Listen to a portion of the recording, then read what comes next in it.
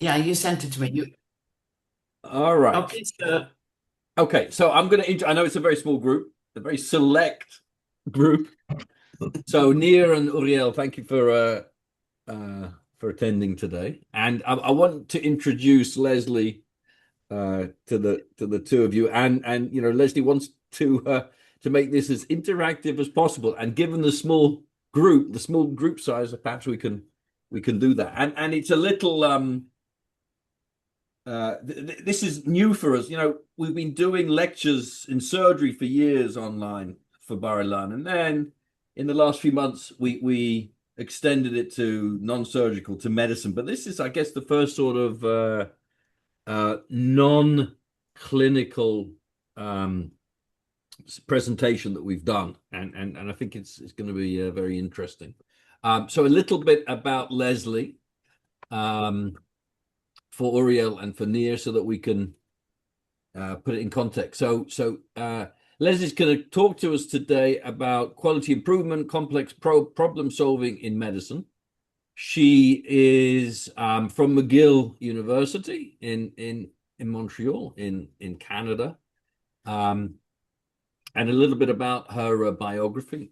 Leslie is um, retired. She's a senior faculty lecturer at the Desautels Faculty of Management at McGill, Montreal.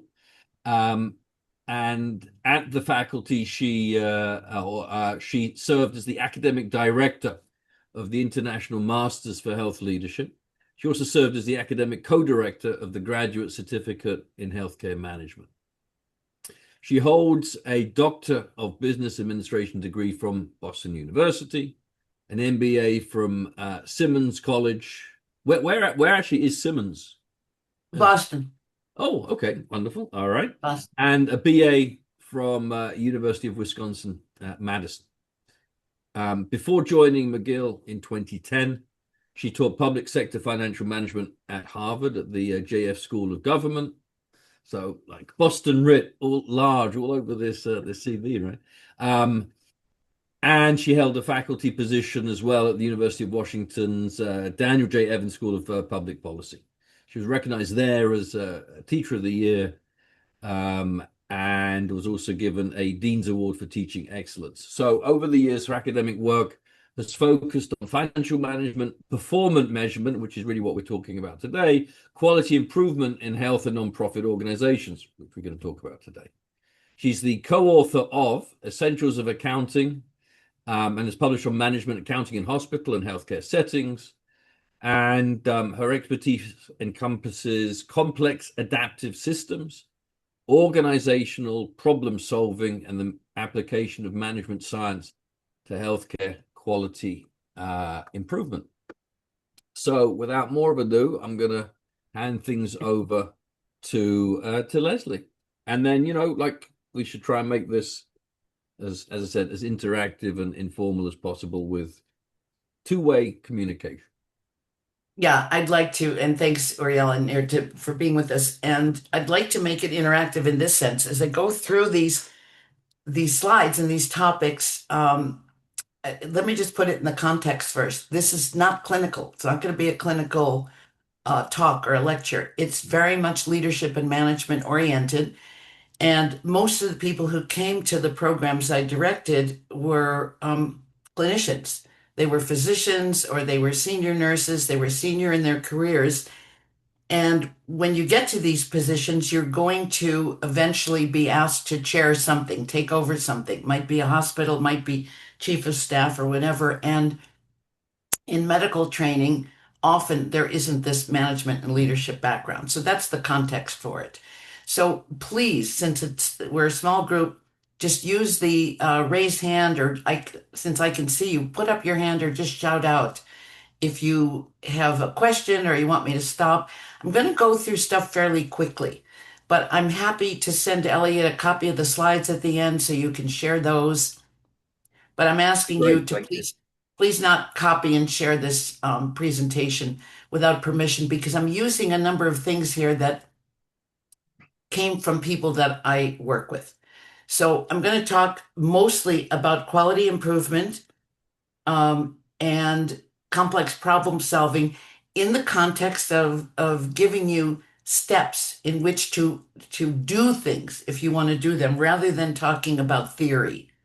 So let me just go back. The first thing I want um, to share with you is a model for focusing on quality improvement that was developed at the University of Alberta in Edmonton in Canada. And we call it EpiQ. And really, when we teach EpiQ, people end up getting certificates so that they can be facilitators in their own organization. So there's a very formal way of teaching and using this. I'm going to give you the overview. So, what is EpiQ? It's an evidence-based practice for improving quality. This is not limited to the use in a medical facility, even though that's where it was developed and that's how we teach it. But we've experimented, and the steps in here are for basically any type of organization.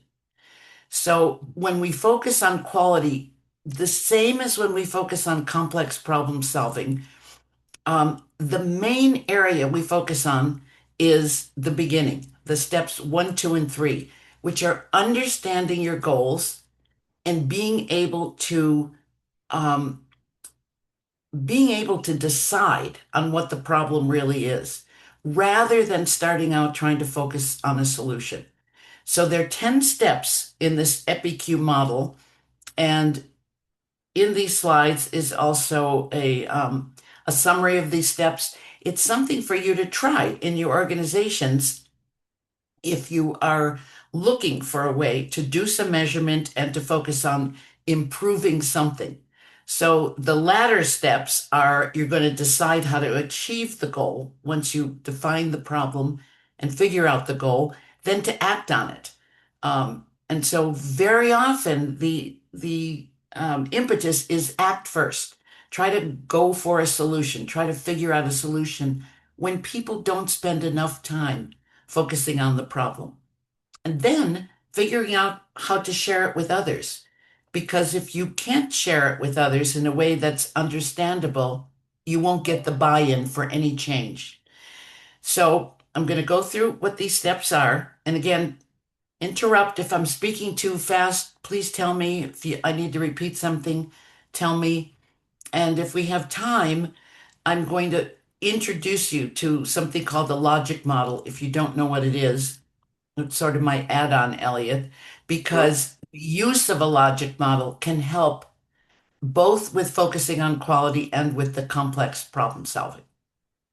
So for me, this is the most important thing when we're using this tool is to identify the problem. If organizations or small units or an entire healthcare system, a whole system, um, has something that they think is a problem, something they think needs fixing, the focus needs to be on what is really the problem. And so in this EpiQ, the people who developed it said step one is start with five whys to flesh out the problem. Like, why is something happening? And when you then come to, well, it's happening because, you go to another why. And you keep drilling down to make sure that everyone who is working on this agrees on what is the most pressing problem and what is the manageable problem. Because if you've got a problem you're trying to solve, but it's unmanageable, you're not going to be successful. And so we're always trying to get to the root cause. And so it's on the second step, you identify your team. And people don't spend enough time identifying the team who should be working on this. So the folks who developed this came up with something called a force field analysis. And so you're looking at what are the driving sources and really taking the time to flesh things out. What are the driving forces of what's going on, the problem that you're trying to fix, and what are the restraining forces? So what's getting in the way? And sometimes it's who's getting in the way. And then to brainstorm, to take the time to brainstorm about the people involved, the places, the environment, the procedures, the policies, And when I give you some of the examples, they will probably ring true because these all came from the medical field. They all came from healthcare organizations. And I'm going to show you the fishbone. I don't know if you're familiar with some of these, but we use a fishbone diagram to get to the root cause of a problem. So, in step one, identifying the problem, we usually say to people, sit down in a group, some sort of a group, a team you've chosen or the group that's already chosen, and list 3 to 5 problems in your facility, in your organization that you want to work on, and then narrow it down to one. Don't try to work on them all at once. And start by asking 5 whys about that. Then, in selecting your team, you want to be very careful if you can select your team, that you bring in people who have different perspectives. You don't want everybody on your team with the same idea in mind of where you want to go. You want to have perspectives of others in the organizations. And you do this force field analysis to say what's driving the problem and what might be driving my success again, and what's going to get in the way. I'm not going to go into the theory of constraints, but theory of constraints came from the manufacturing world. And there is a guy in the United Kingdom whose name is Alex Knight, and he wrote a book bringing the theory of constraints, the famous management book of theory of constraints. It's called The Goal. He brought that into medicine, and he wrote a book that was bringing this into a medical setting. It reads like a novel, and I'll actually send you the a link for that too. But because it really puts it into the context of what goes on in a healthcare organization. And the beauty of the theory of constraints is you focus on a process, you look at how that process works, and most importantly, you identify the bottlenecks. Like, where are things not going well? Where are things that come into the process that make it so that you can't move forward? Very often we use the example in a hospital setting of transport. The famous problem, probably in most healthcare organizations, why doesn't the patient get transported in a more efficient manner wherever the patient may be going to, radiology or back to the room or to a surgical procedure? And if you map the process, it's interesting, where you find the bottlenecks.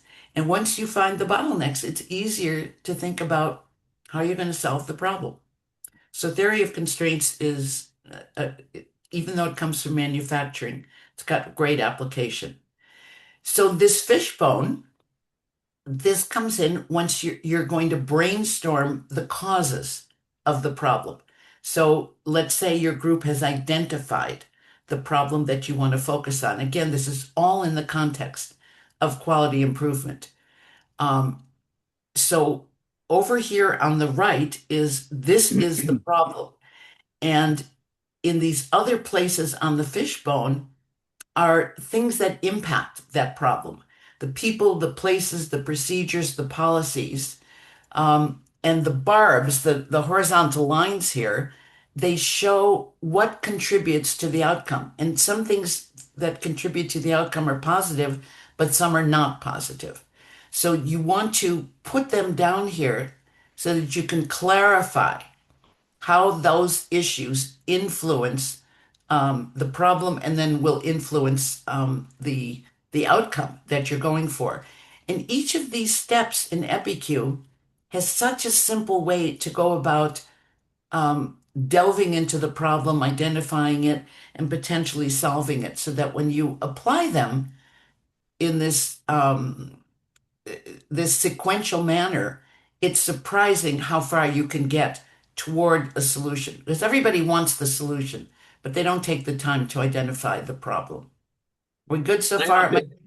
Yeah, can I ask you a question? Yeah, please, Elliot. So you've got, I don't know, got 5 Ps here, right? I mean, is this a standard, or in other words, do all fishbone diagrams, looking at processes, let's say in a clinical situation, do they all get broken down into people, places, procedures, and policies? No, no, not necessarily. So they, Necessarily. but these are typical and they're simple.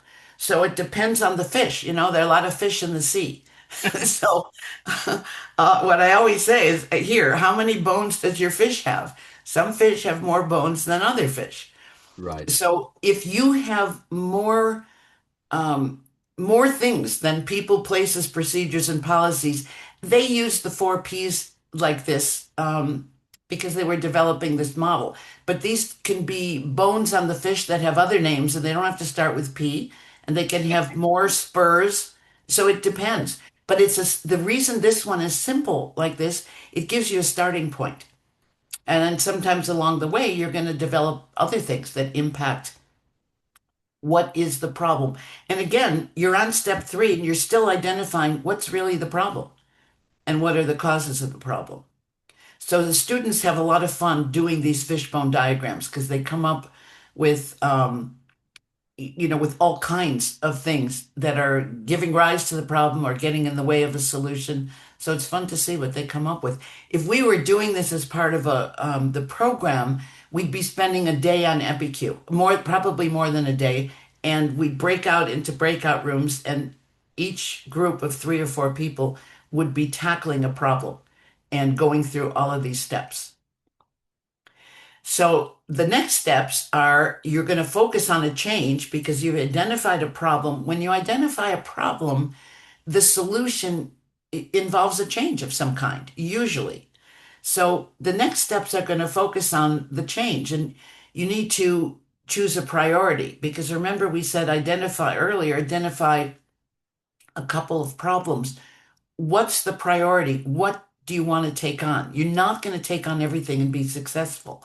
So the more you can narrow it down to what's manageable, what you can afford to do. How much money do you have to take on a problem and create a change? And mapping the process. We all have our favorites in this. That's my pet in the project because I'm a financial management professor. And so when you map the process, you map a process out step by step. How does this work? You can attach, I want to say dollars, but it's that dollars is North America, so I apologize. You want to attach the costs to every single step in the process. Thereby, when you eliminating steps, you know that exactly what costs you can eliminate. And so it's also common for people who have been trained as clinicians to not have been trained as budgetary people or financial management people and really understand the way costs work. So sometime in the future, if Elliot invites me back, I'll do a session on cost because when you get to the point, your chief of staff or your head of a department or your head of a hospital or a clinic, you need to know how the budget works so that you can make intelligent decisions. You're not going to be an accountant. It's not the purpose of this sort of training or work. So we want to map the process and then you want to come up with measures. Like, how am I going to know if I'm successful? How am I going to measure what I've done? Who's going to measure? Who's going to hold me accountable if it's someone else giving me the money to make a change? Let's say it's an investor, there are donors to an organization. How are they going to follow the money? They're going to invest something. Is it worth it for them to give you resources, financial resources to accomplish something?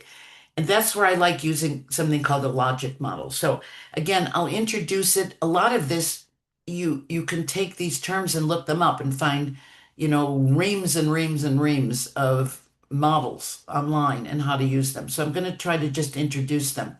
And then if you want to use something like this, first of all, you know how to reach me. I'm easily reachable and I'm friendly. So I can always help you to do this. So the goals of process mapping, if you haven't done this before, obviously is to understand every step in a process, exactly what goes on, down to the minute details of it, and have a complete understanding of the people involved, the places in the organization, exactly what happens. And then for me in a process is where are there bottlenecks? And another way of saying that is where are there steps in a process that can be eliminated?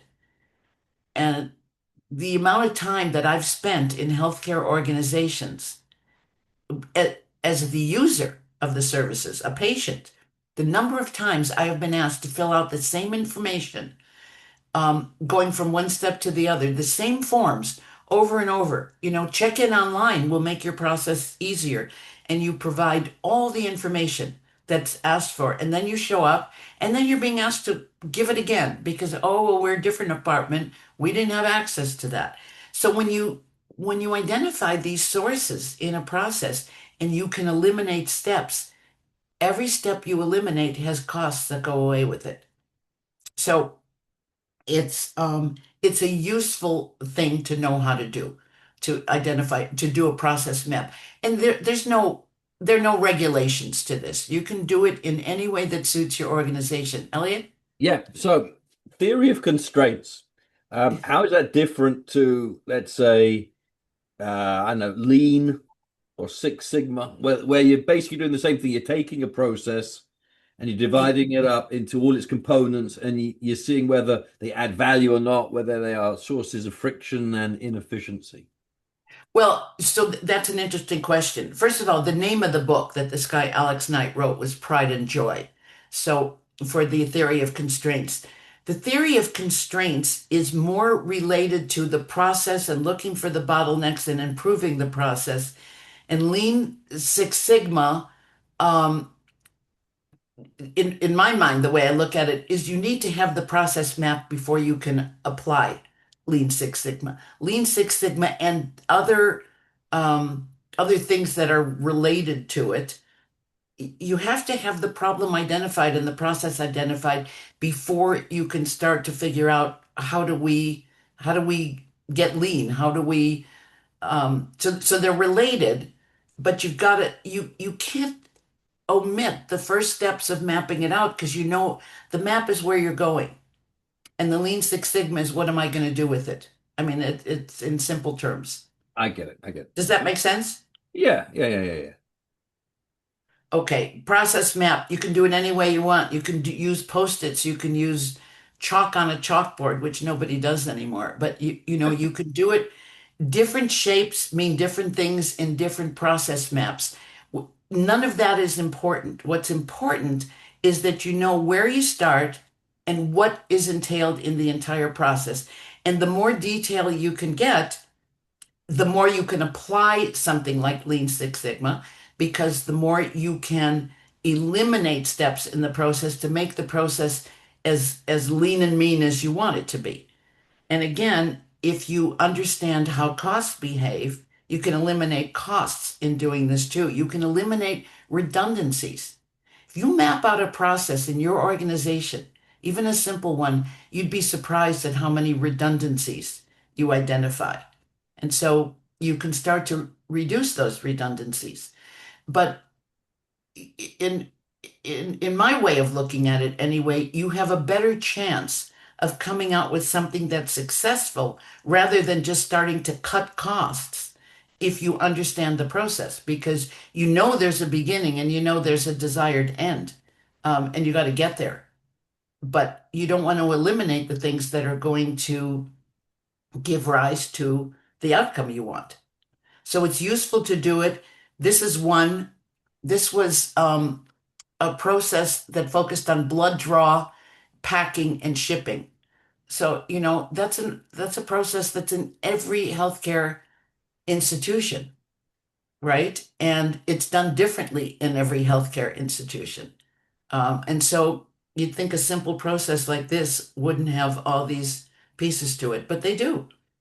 And so this is an important step in the EpiQ model, is to make sure that it's mapped out properly and that once you look at it, you can identify the bottlenecks, you can eliminate redundancies, and you can make the process smoother to help solve the problem. It may not be your problem, but it's a step in getting to the solution of a problem.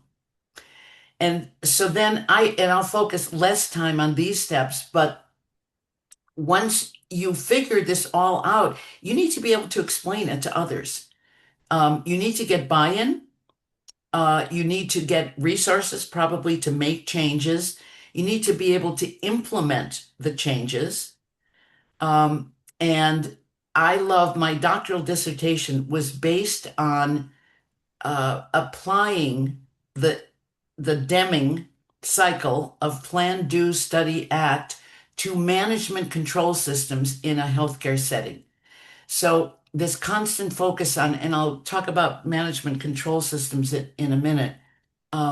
But as part of EpiQ, people usually get to the end, they do the process map, they think they've been successful, they come up with a change, but it doesn't stop there because you need to get the buy-in and you need to be open to the fact that you're going to do something and study it or check it and see if it works, act on it. But these arrows are in a circle for a reason. So this is an iterative process. And if you've heard of something called design thinking is also, that's another lecture. Design thinking is based on this, where you want to make a change and you focus intensely on the needs of the people involved in making the change, but it's iterative. You come up with ideas, you brainstorm the ideas, you set something up, you try it, you find out what's wrong with your solution, you revise it, you do it again. So these circles, the PDSA cycles, if you will, it's improvement over time. It's a repeating improvement loop. And the Lean Six Sigma, I think, came from some of the work from Shewart, who did, instead of Plan, Do, Study, Act, his was Plan, Do, Check, Act, and W. Edwards Deming, who I don't want to give the whole history of these guys, but Deming put in, he focused on quality improvement. And he focused on quality improvement um, in again in the manufacturing world. And my first exposure to this in the healthcare setting was at the University of Alberta hospitals in Edmonton. My dissertation chair had a connection there with someone who was chief of service of the hospital, chief of staff, and they brought in a focus on quality improvement to the entire hospital, where they tried to revise everything that was going on in the hospital um, to eliminate vertical departments that had walls around them in an organizational sense to horizontal processes across the institution. And it meant upsetting everything that was going on in that healthcare setting. There's a very large 1,300 bed teaching hospital. So there have been many attempts along the way to bring these tools that were developed in manufacturing into healthcare settings. And I think the mistakes that people make is that they don't go through these steps sequentially.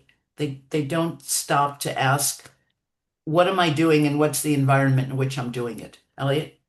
So, I mean, I've seen this sort of slide before. The fact that your circles are getting bigger each step is, I guess, not by accident. I mean, it's the idea of starting small and then on subsequent iterations getting sort of bigger and bigger and bigger and sort of grander in your schemes, right?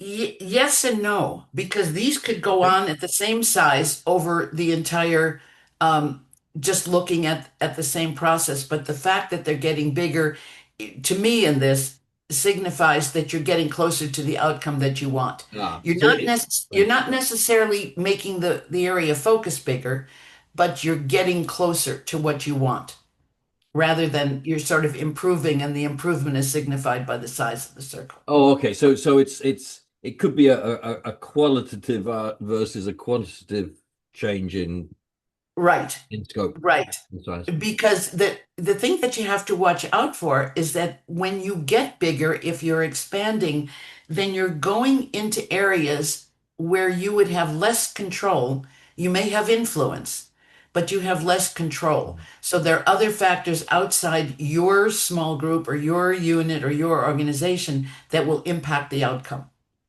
So that's another way to look at it is the more you think of it as a bullseye on a target, you might have control over what's really in the middle. And as you go further out, there are factors that are outside of your direct control that impact the outcome. Got it. And this is on the slide. These are the 10 steps. So when you get a copy of these slides, if you want to take this back and try something with your organization, you can use this. This is just a summary of the 10 steps that we talked about. So I'm not going to belabor this. I'm going to go into complex problem solving and then try to link the two together. So it's another topic, and Elliot asked me to focus on these two topics, but you're going to see as I talk about complex problem solving, the relationship to what we just talked about with the EpiQ model. So the reason there are all these musical notes up in the top is because you know what Tosca is? It's an opera. Tosca is an opera. Um, and the person who developed this model for complex problem solving was a really close colleague of mine in Canada. And then he's actually a Montana man. He moved back to the United States from Canada, and he's now the dean of the business school at Penn State University. His name is Corey Phelps, and he developed this using the reason I love these models is because you'll see how Tosca comes in, and it's a great way of remembering. So, this is the Tosca framework we're going to focus on. And the focus of this is the significance of defining the problem. So, here are two totally different people, totally different approaches to this both in academics. Corey Phelps has nothing to do with medicine. It wasn't developed in a medical setting. Um, but the focus again on this complex problem solving is on defining the problem. The first part of this, the quotes, so we brought this into our program and we had our students working on it. The quote that I pulled out is from Tamar Etzioni Friedman, who is the only student over time in our program at McGill, our master's program, who came from Israel. She's a physician. She's a family medicine physician. And I'm trying to remember where she lives, maybe in Haifa. Just a lovely, lovely person. Couldn't finish the program because of travel restrictions a couple of years ago. She couldn't leave Israel to come to our final module, which was in person, and she just finished and got her master's degree. So you can take a look at this quote later from her. I love it, but I love it especially because she's from Israel, and you know your university, your medical school's in Israel. Anyway, the Tosca framework. So Puccini, it's Puccini's opera. And just a very quick synopsis. Tosca's lover was arrested and he's going to be executed. And Tosca is very worried and she wants to get Mario out of jail and escape with him, but she wants him out of jail alive so she can escape with him. But she has scruples. She's morally bound to her ethical standards. So there are things that she won't do, even to save Mario. And then there's Scarpia, the police chief, and he's going to decide on Mario's fate. But he wants Tosca. So he has no incentive for her to get Mario out alive. So the problem is, how does Tosca save Mario without yielding to Scarpa? So he puts it in the context of the opera, which I think is brilliant. It's in his book. His book is called Cracking It, sort of like cracking the problem. So he uses Tosca as the model, and you can see the letters are just in different colors. T, he's focusing on trouble. What symptoms make this problem real? And you're going to notice some similarities to EpiQ. Who's the owner? Whose problem is it really? Is it Tosca's problem? Is it Scarpia's problem? Is it Mario's problem? So similarly to EpiQ, we're focusing on the people, the role of people. this is important. What will success look like? And when will it happen? How are you going to know if you're going to be successful if you haven't defined what success looks like? And then how are you going to measure that? And then actors, who has a stake in this? Is it just these three, or are there other actors in this environment? So then you have the core question, which is a summary statement that addresses each Tosca element. So what's the trouble, which is basically like saying what's the problem? Who's the owner? What's success? What are the constraints? Again, bottlenecks, and who are the actors? So very similar areas to focus. And I'm going to go back to for a minute because in this slide, Professor Phelps cites Einstein, who said, supposedly, if I had an hour to solve a problem, I'd spend 55 minutes thinking about the problem and 5 minutes Mhm. thinking about solutions. Okay, so there's a worksheet for Tosca. And again, you'll have this in your slides if you want to use it. Trouble. What are the symptoms that make this problem real? So the focus is on, again, on defining the problem, not on rushing to the solution. Facts, specific facts, the same as we looked at in EpiQ. Who owns it? Whose problem is it? So again, T for trouble, O for owner. Could be the problem could be many people. It could be one. S is the success criteria, and don't underestimate this. You need, when you're working on solving a problem, you need to figure out what does success look like? How are you going to know if you got there? C are the constraints. Again, you can go back to theory of constraints. Is it budgetary? I should say, are they budgetary? Do you have the resources to go on with your problem solving? Are there political considerations? And you can't underestimate those. Are there social or cultural conventions? Actors, again, so again, you see the Tosca, Tosca. What do other stakeholders have to say? Who's interested? Who has the power? These could be political as well. These could be governments. Who's interested in the problem? Is the government supplying the resources? Are private parties supplying the resources? Are institutions supplying the resources? So it's a worksheet to tackle complex problems, to break them down into these steps. And I think if you got your hands on this and you started to work with it, you'd see incredible links between the EpiQ framework. So again, you're then focusing back on what is the core question to be answered or to be solved. And he uses how might we do this rather than how should. And there's a difference in the word might versus the word should. So there are no imperatives in this. What are the might sort of implies possibilities. Should implies an imperative. You need to do this. So it opens it up to what are other possibilities. He also uses something called the 4S method. So state the problem, structure it, put it in a context, solve it, and sell it. You need to sell what you're doing. You need to sell the change that you're making. And when we say sell it, we mean get the buy-in from those around. If you don't have buy-in, people who agree that it needs to be solved and agree to the change, it's not going to happen. So the 4S method becomes part of his complex problem solving model. What's this? What's the state? What does state mean State the problem.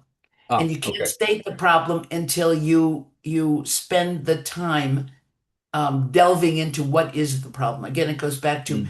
really focus on the problem so you can state it clearly. Before you Mhm. start to structure it and solve it, you need to know what it is. And so he uses something called these issue trees.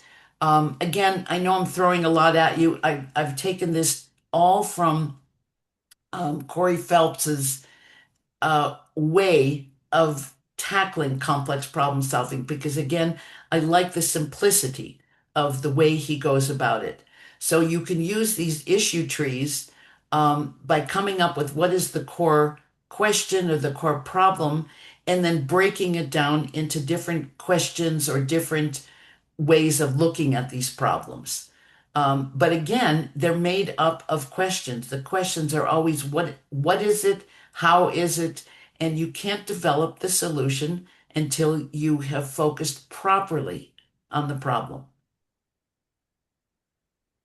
So this is a problem statement exercise. This is an actual exercise that we have used in our program when we want to use breakout rooms and have students go to a room, identify a problem. We could have 5, 6 students in a breakout room or a table in a classroom, and they agree on a problem. When you start to talk about problems in a healthcare organization, it's amazing how similar they are, even if you've got people at the table from completely different parts of the world, which we did. We had people from every part of the world except uh, China, Taiwan, and that was only because of time differences. They couldn't log on and think properly, but we had people from the Middle East, from Europe, from South America, Central America, Canada, the United States. The problems are not so different across organizations.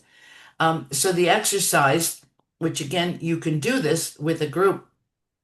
If you want, you can go through each of these steps. And partway through this, you're going to use the Tosca worksheet to define and state the problem. And you can notice as you go through this, share the problem statement with others. The focus is on the problem. It's not necessarily on the solution. Once you get to soliciting feedback, you're starting to move to a solution. But the primary focus is identifying the problem. And then I put in here, refer back to the EPIQ steps, the focus on quality improvement, because they're relevant. You can mesh these two frameworks and put them together and work on a complex problem. You can work on it using this Tosca worksheet, and then you can bring in the EPIQ 10 steps. And they're not contradictory. They're not, one doesn't necessarily preclude using the other. You can use them together. So again, what's the core problem to be solved? This is the Tosca.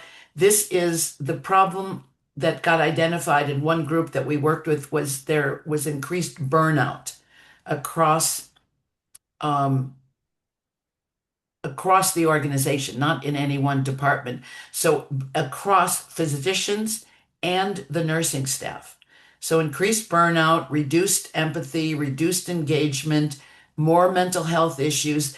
And as a consequence of that, more of the medical staff not showing up for work, not being there. So who owned it? The University Medical Center management. And they sort of went through this. This was the problem that got identified by one of the students, and others bought into it. Burnout is a huge issue, at least in North America. Um, and so all of this, again, focused on the problem, who's involved in it, what are the constraints, and giving you the background in which to think about how you're going to solve the problem. So that was one problem that one group organized. Um, Pitfalls in problem solving. It starts with poor problem definition. Um, Sometimes the wrong framework. I don't know if you've heard of the term, and I realize we're getting up to the time here, so I'm going to go quickly. But Elliot, tell me if I should cut it off at some point. Maslow's hammer, that it's a tool. You have a hammer, but to your hammer, everything out there looks like a nail. So the story of how versus the story of why. And again, I keep putting in these slides, think about the links to EpiQ. So a simple takeaway from this, from what I've been talking about, because I can stop after this or I can very quickly talk about the logic model. The Tosca framework focuses heavily on the problem, defining the problem, working on the problem. The EpiQ framework focuses heavily on the problem.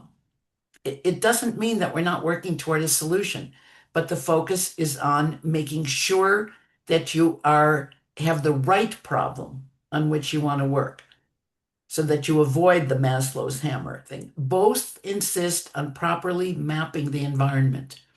And so when I say mapping the environment, I mean your whole environment in which you work. You know who the people are, where the skeletons are buried, if you will, um, and so on and so forth. Don't, I guess another way of saying it, don't underestimate the importance of making sure the problem is perfectly defined because it makes the solution easier. So, do you want me to? Do we have Yeah, 10 minutes? Okay. we've got So I'm we've going to got a few very, more minutes. So. all right, I'm going to very simply go through what's a logic model and how does it relate to all this, because this is my one of my favorite things to teach. So when we're talking about quality improvement, design thinking, complex problem solving, I'm usually not teaching those. I'm facilitating. I facilitate a lot in the EpiQ stuff, but logic model and financial management, these are my areas. So what's a logic model? You can use a logic model for financial data, for planning, for measurement development, and it's a simple, simple way to start thinking about measures. So I mentioned the term management control system processes before. Management control systems, and that's what I was studying for my doctoral dissertation when I went to this medical center in Alberta. So it's programming, it's budgeting, it's then measuring operations. How do you know what you're doing? How can you follow from the beginning to the end? And then reporting. Who needs to know? And they're listed here in a list, but they are not linear. Sometimes you program, you get to the budgeting stage and you realize there's no way with the resources you have that you can do your program. So you've got to go back. So it's an iterative process. So this is a logic model approach, a one way to think about it. You have resources and in all kinds of inputs. They could be money. I know those are dollar signs. This is a North American thing, but they could be any kind of currency. And they're people and they're capital, buildings, people, not just people, but buildings. So those things give rise to your programs, your activities, everything you do. What you do produces outputs. And in a very simple way to think about this is outputs are things that you can easily measure. You can count them. How many people came to a seminar? Here I count three, including Elliot.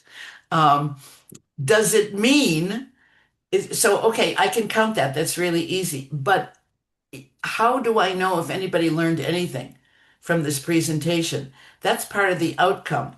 And while I can count that there are three other people here, I have no way of knowing whether the outcome, which is my outcome, that I hope you learned something, was reached. So outcomes are a little further out, they're harder to determine, and the ultimate impact, many other factors may influence that. Maybe out of my control, maybe further down the road, could be 10 years from now that the ultimate impact is reached. So when you talk about research, which we were talking about earlier before we started with near, the ultimate impact of the research you do may be way down the road, but there are going to be milestones along the way. So I like using a logic model. The front end is the operational planning. The I should not the front end, but it is sort of the front end. And the tail end is the strategy, your intended results. And so you can translate it to what we invest gives rise to what we do. We need to focus on whom we reach and what are the results. So the purpose again is the organization intends to generate some outcome and using the resources it has or using the inputs it has. So a simple logic model, this is a simple one. Inputs give rise to outputs, which give rise to outcomes. Outputs usually are, you can put them in the context of short term, things you can easily measure. Outcomes are harder to measure, and they may be further out into the future. This came from a study by somebody who was in our program, Dr. Peter Goldberg. He's director of critical care at the McGill University Health Center, and he was doing research on um, are there better health outcomes if we have single bed ICU rooms. So basically, a private ICU room. That's pretty standard now in a lot of institutions, but it wasn't before. There would be multi-bed. So it's a series of if-then relationships that express a theory of change. So the theory of change is behind the logic model. If we do this, then that happens. If that happens, then something else happens. So I'll let you look at this later if you want to look at a copy of this. But again, he was asking if we invest the time and the money and we provide single bed ICUs, eventually will we have better health and cost outcomes? The answer in his research was yes. And so when they built the new hospital, they built it with single bed ICUs. So how do you read a logic model? The arrows are all pointing from the left to the right. However, you can read it backwards. You can start with that ultimate impact and you can map it backwards to say, this is what I want to create. This is the major change. How do I do this?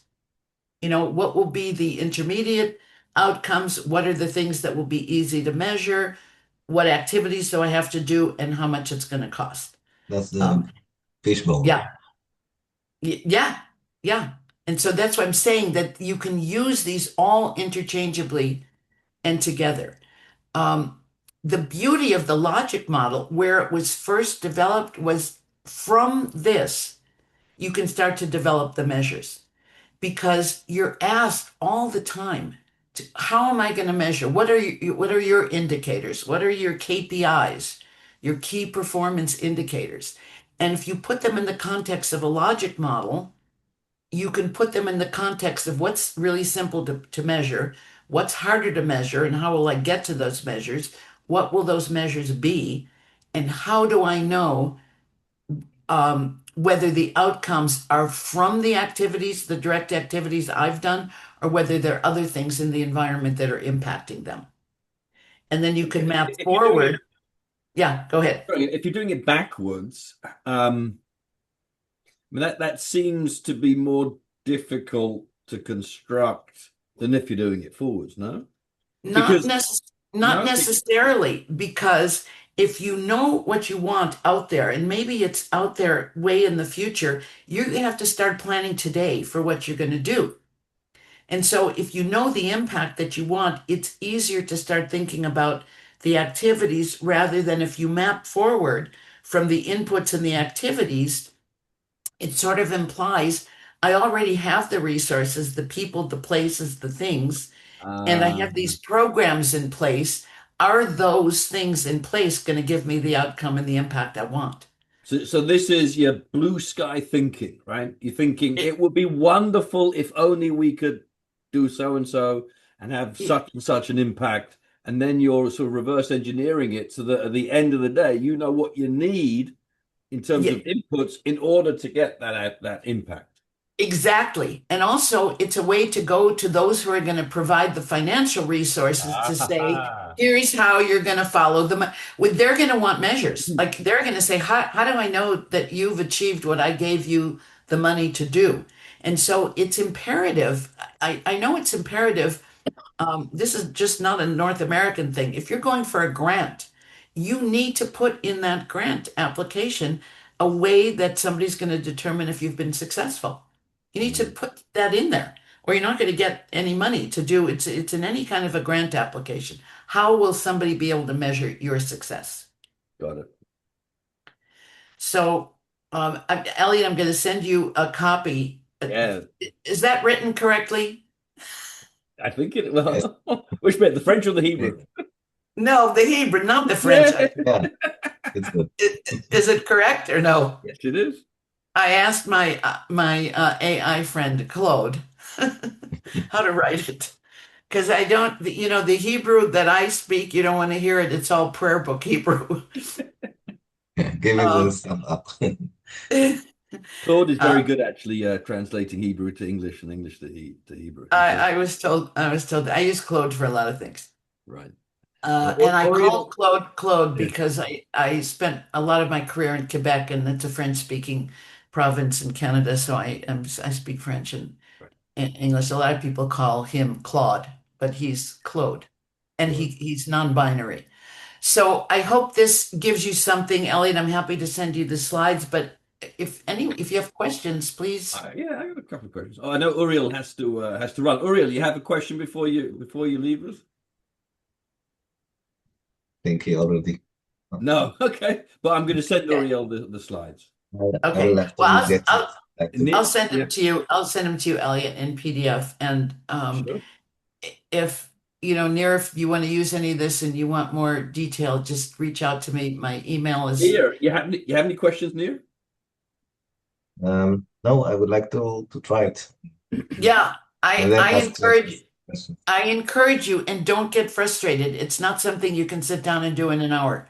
So if you sit down with a group to work on a particular issue, make sure you give it enough time and enough iterations, possibilities. And if you have questions or need help, seriously, email me, and I'm happy to help. All Thank right, you one very sec. much. Yep, thanks, Neil. I'll get you the information. Okay. And All right. thanks, Elliot. Thanks Leslie, for, if you got a minute, I'll ask you a couple of questions. Nia, yeah, please. if Yeah. you want to leave, No, no, I I, got time. I don't want to, I got to do. Bye bye. Thanks.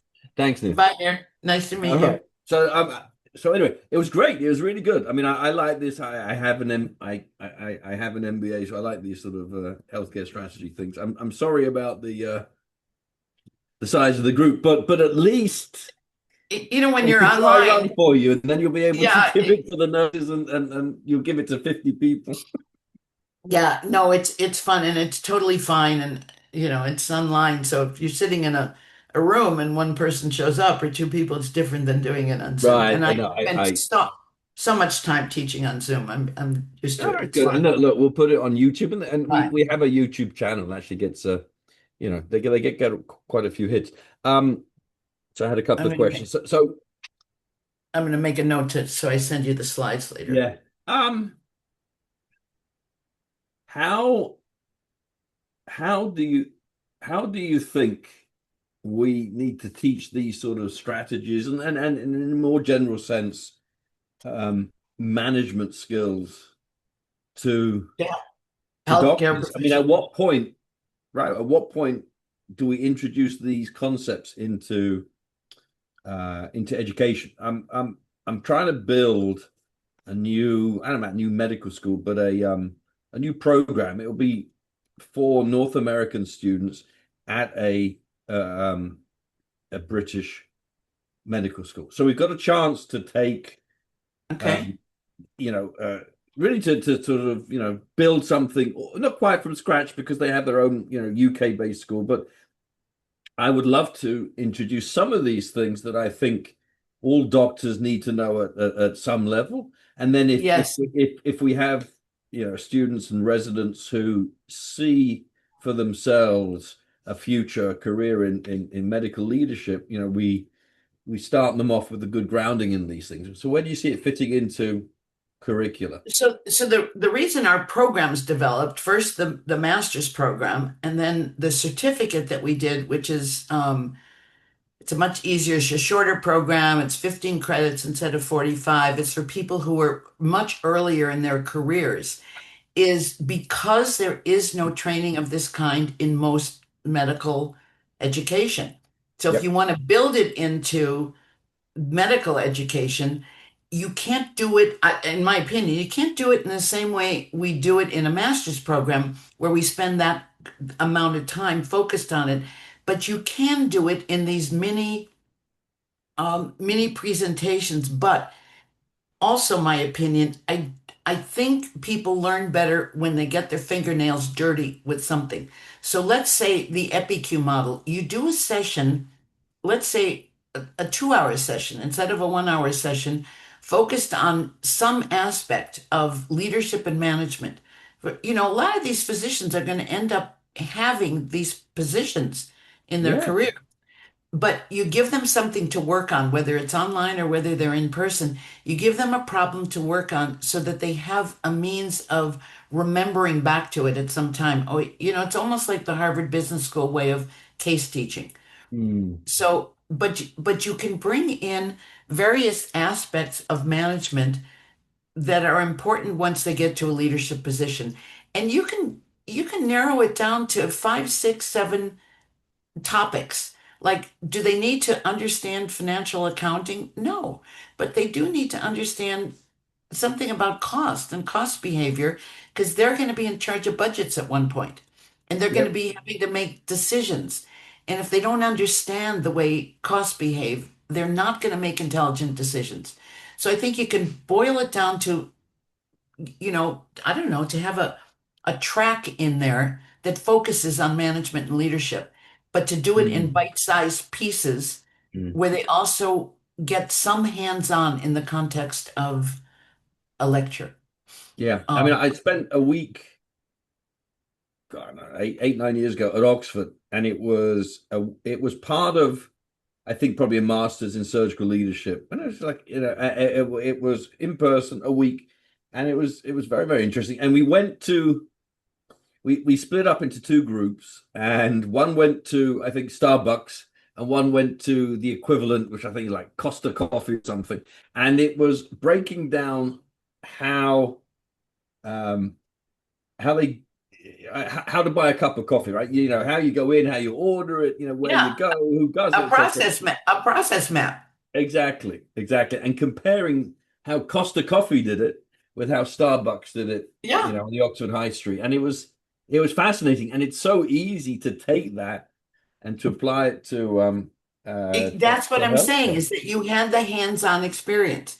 Yeah, So the way I teach is the more hands-on you get, the more you remember it later and the more you can apply it. So any of the things I talked about today, you put them into building an exercise where they can take a common problem in their own organization that's going to ring a bell, ring true to the others in the group, and you have them work it through. It doesn't have to be a huge amount of hours. When right, when our master's program, when we're online as opposed to in person, our sessions are 2 hours long, and we keep to the time. They have other things to do. 2 hours, and we accomplish a lot in a 2 hour session. right. I mean, So you gave the example of patient transportation. So I used to do, I mean, I've stopped operating, but I used to work every other, or sometimes every weekend, and I'd come in ready to do a case, an appendectomy at, I don't know, Sunday afternoon at 2 o'clock. And I get there, the anesthesiologist there, the nurse is there. Where's the patient? Still yeah, in the emergency exactly. room, right? And it was all because on a Sunday afternoon, there was only one porter for the whole Yeah, hospital, right? And he yeah, was somewhere else. So I would go down with the resident and we would take the patient. We would get a stretcher from the operating yeah. room, go down, pick them up. And that was the only way to deal with the Yeah, problem. but let's say that operating, and you have that operating room set up for that patient. But let's say there's a high demand for those operating rooms. The time you wasted going to see that patient is the time that you could have been Yeah. closing the patient or Oh, what, yeah, you know, yeah, yeah. you Yeah, know. yeah. So that I use that because people laugh all the time. It's Yeah, still a but problem. it's so, I mean, it was so frustrating, but it's Yeah, such a real problem. It's a I problem that know. And you everybody can think that they relate could to. figure it out. Yeah. They could figure it out. And the other thing is discharge. You know, Right. discharge. Why does it take so long to discharge a bloody patient? Yeah. The patient's ready and there's so many people in anything. Anyway, if you want to brainstorm at some point, how to, Sure.